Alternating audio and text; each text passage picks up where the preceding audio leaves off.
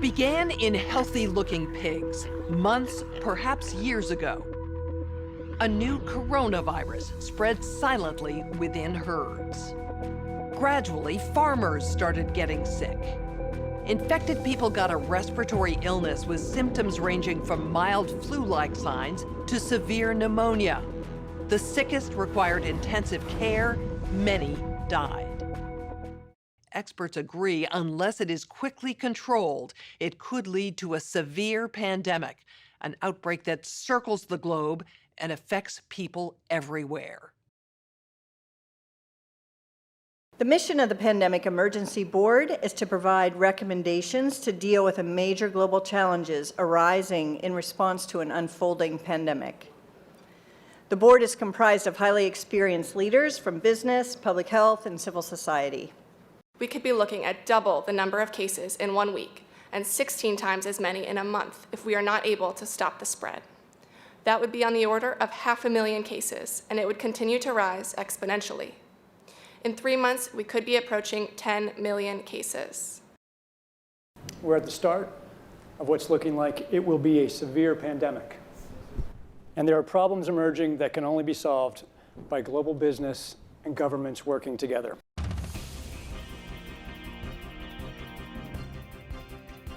We have known about CAPS-like viruses in animals and people for decades, but have not been successful at developing a licensed vaccine.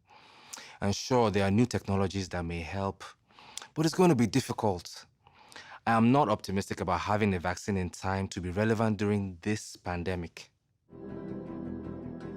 So the policy crisis in question for this board in this meeting is this: how should governments, business, and international organizations allocate and distribute pandemic antivirals and medical supplies to the people who need them most?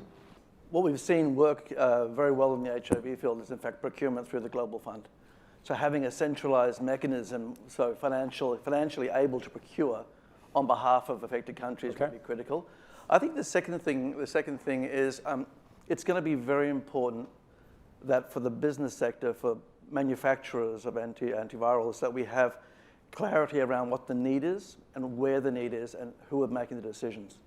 I think that given that the countries most affected are those that are low and middle income countries with unequal access to technology, to finances, the UN has a worldwide footprint, universally recognized, and universal membership.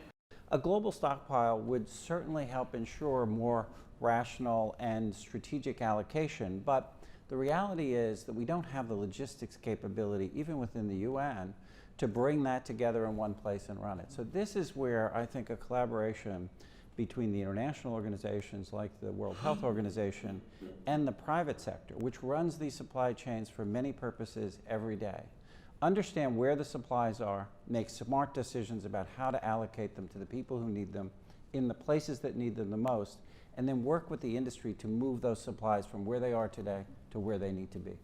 Just to underscore the point that cooperation among supply chain providers or businesses that have huge supply chains can add a lot of efficiency to the whole process. The question is, can you, through this international mechanism, really promote commitments to doing this as quickly as possible and give people a sense that actually if they contribute more, that they will have a better chance of protecting their own populations and their country's security and health. So to be completely clear, most of this production would already be committed in contracts. Yes. It is almost unheard of that people are producing product without having a forward commitment for the consumption of that product.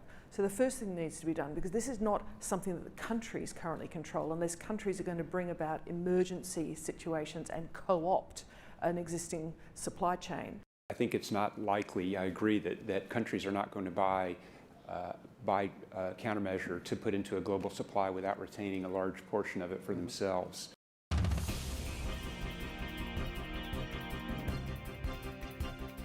Public health agencies have issued travel advisories, while some countries have banned travel from the worst affected areas. As a result, the travel sector is taking a huge hit. Travel bookings are down 45%, and many flights have been canceled. A ripple effect is racing through the service sector. Governments that rely on travel and tourism as a large part of their economies are being hit particularly hard.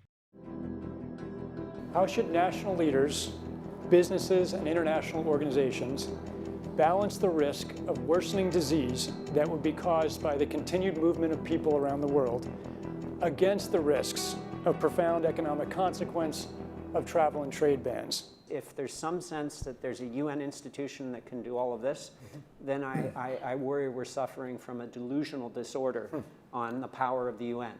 It's really important to get those industries and their trade associations and an efficient leadership established, which is decentralized, but has a collective responsibility and accountability. And that needs to be supported by the public leadership. What is essential, what is non-essential travel, we have to clarify this.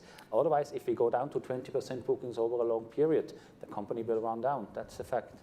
You know, there's a whole complex set of issues in a highly interdependent world on supply chains that are just in time. We need to think about how much flex there is in that just-in-time supply chain system and make sure it keeps running. I think it's going to take specificity, and it's going to take knowledge that only the private sector has. The UN can play an important coordinating facilitation role, but the companies know where those commodities are, where they move, how to move them, and that's where a type of public-private collaboration that we have not generally had in these crises needs to be put together pretty quickly. We are not out of money, yet. But the fact is we are trending in a dangerous direction and something needs to change. So the policy question for this board now is how should financial resources be prioritized? Are there nodes that we cannot allow to fail? What is your sense of priorities? We don't have money to pay for all of these urgent problems. So at the moment, we want the fund, right? You need the money. So where's the money? So government kind of supplies some money. A lot of, private sectors, some are sitting here, you have some money. But now you need a really coordinated, centralized efforts. Hotels will be experiencing, crippling losses doing that. And we know that the hotel business in itself makes up 5% of the GDP. Governments need to be willing to do things that are out of their historical perspective, or for the most part, it's really a war footing that we need to be on. We shouldn't underestimate the power of entrepreneurship. We need to escalate that, whether it's through the government's helping with tax breaks or subsidies of that nature to increase manufacturing of those types of products.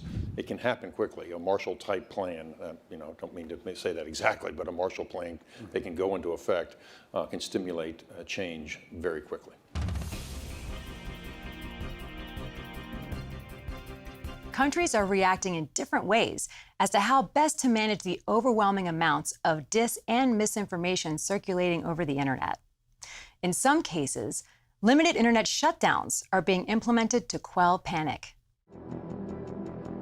How much control of information should there be, and by whom? And how can false information be effectively challenged? And what if that false information is coming from companies or from governments? I think it's very important that we make sure that there is concise communication with all healthcare facilities where these patients are being treated so that there isn't mass panic. We're at a moment where the social media platforms have to step forward and recognize the moment to assert that they're a technology platform and not a broadcaster is over. They, in fact, have to be a participant in broadcasting accurate information and partnering with the scientific and health communities to counterweight, if not flood the zone of accurate information, because to put the genie back in the bottle of the misinformation and disinformation is nigh impossible. One thing we haven't spoken about, and I'm wondering whether it's time to talk about this, is a step up from the part of the governments on enforcement actions against fake news. I personally do not believe that trying to shut things down in terms of information is either practical or desirable. And we do have, I think, a couple of strategies that are available to us, one of which is the flood strategy, second of which is relying and informing and equipping trusted sources of information with the facts so they can then pass that on. But we also need to actually think about a technological answer to this. The outcome of the CAPS pandemic in Event 201 was catastrophic. 65 million people died in the first 18 months. The outbreak was small at first and initially seemed controllable, but then it started spreading in densely crowded and impoverished neighborhoods of megacities. From that point on, the spread of the disease was explosive. Within 6 months, cases were occurring in nearly every country. The global economy was in a free fall. The GDP down 11%. Stock markets around the world plummeted between 20 and 40% and headed into a downward cycle of fear and low expectation. Businesses were not borrowing, banks were not lending. Everyone was just hoping to hunker down and weather the storm. Economists say the economic turmoil caused by such a pandemic will last for years, perhaps a decade. The societal impacts, the loss of faith in government, the distrust of news, and the breakdown of social cohesion could last even longer. We have to ask, did this need to be so bad? Are there things we could have done in the 5 to 10 years leading up to the pandemic that would have lessened the catastrophic consequences? We believe the answer is yes. So, are we as a global community now finally ready to do the hard work needed to prepare for the next pandemic?